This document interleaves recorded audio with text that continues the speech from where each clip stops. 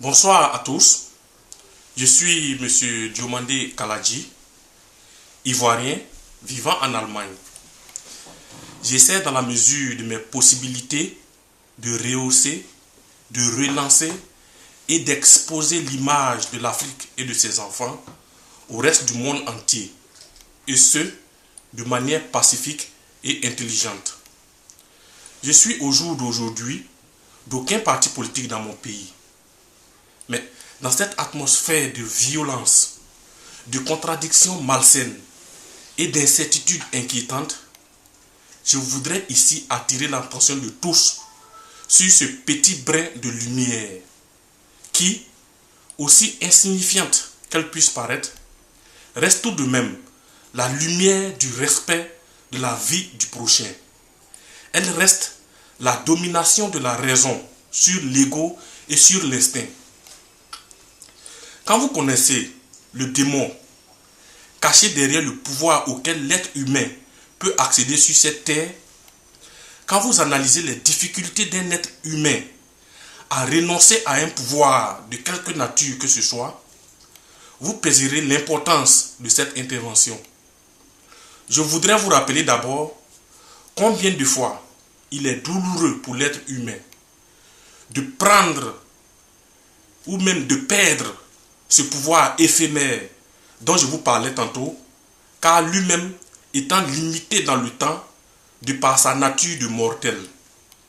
Je pourrais vous citer aujourd'hui des milliers de cas dans l'histoire où l'être humain était confronté à cette dure réalité de rendre un pouvoir qui lui avait été confié ou un pouvoir qu'il était à un bout de conquérir. Mais je me garderai spécialement aujourd'hui de nommer qui que ce soit, car cette intervention se veut d'amour et de paix. Je parle ici d'un cas que je me permets de dire que je connais assez bien. Voici un Africain, et cette précision africain pourrait vous paraître déplacée ou inopportune. Mais les prouesses que je vais vous énumérer sont plus difficiles à réaliser en Afrique que nulle part ailleurs dans le reste du monde. Comme je le rappelais, ce grand Africain prit le pouvoir comme la Constitution le prévoyait en Côte d'Ivoire après la mort de feu Félix Houphouët-Boigny en 1993. Et il fut élu en 1995 à la tête de la Côte d'Ivoire. Il fut alors déjà l'objet d'un coup d'État en 1999. Vu les circonstances qui auraient pu être désastreuses pour son peuple et pour sa population, cet homme s'éclipsa en France. Il ne revient dans son pays que quand il sentit que les tensions étaient atténuées et que les uns et les autres étaient revenus à la raison. Cet homme, en 2000, se retira encore dans la paix quand il ne lui fut pas possible de se présenter aux élections présidentielles.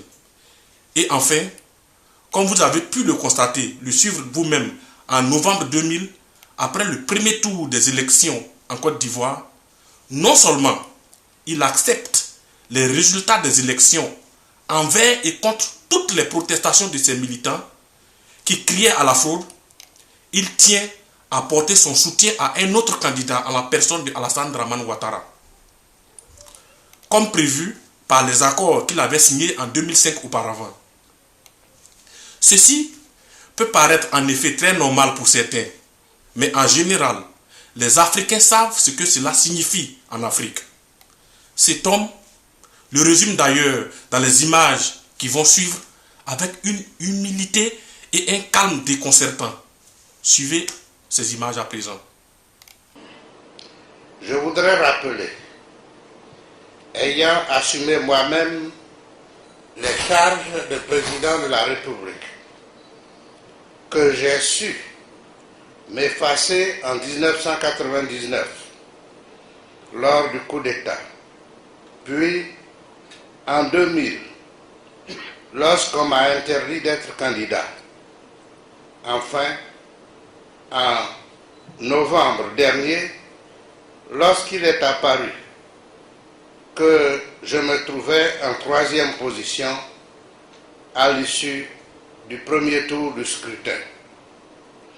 J'ai alors pris acte du verdict des urnes et je l'ai respecté, et ce, par souci de servir la paix dans mon pays.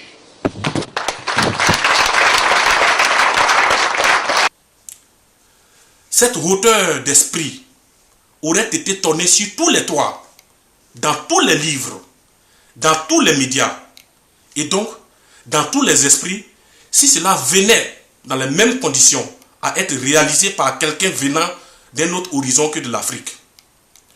Voici quelqu'un qui ne s'est jamais prévalu d'être le père de quoi que ce soit, d'une quelconque nation ou de quoi que ce soit, ni en Côte d'Ivoire, encore moins ailleurs. Voici quelqu'un qui ne s'est jamais prévalu d'être un génie, ni même d'un demi-dieu.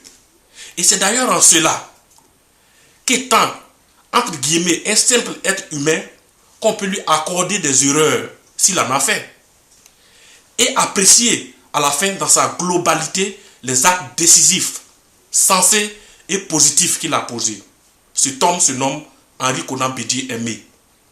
Son Excellence, M. Henri Konan Bédié Aimé, je me permets de m'adresser à vous en ces termes.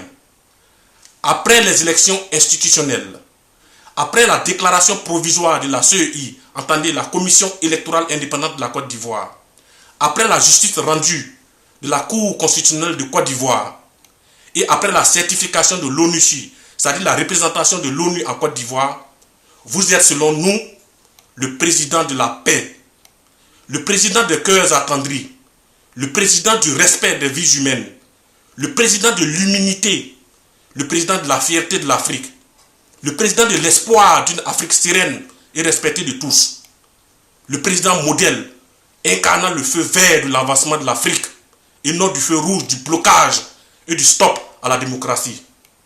J'invite par la même occasion toutes les sensibilités africaines à nous faire parvenir dans le même ordre d'idées celui ou celle des Africains qui, selon eux, méritent d'être cités comme exemple à la face du monde. Nous croyons à notre niveau qu'il en existe et que les Africains n'y prêtent surtout pas, toujours pas attention ou refusent de les voir. Ces brins de lumière dans notre obscurité générale, je suis convaincu qu'il y en a. Les frères et sœurs, il suffit d'ouvrir les yeux pour les apercevoir. Que la paix soit avec vous. Je vous remercie.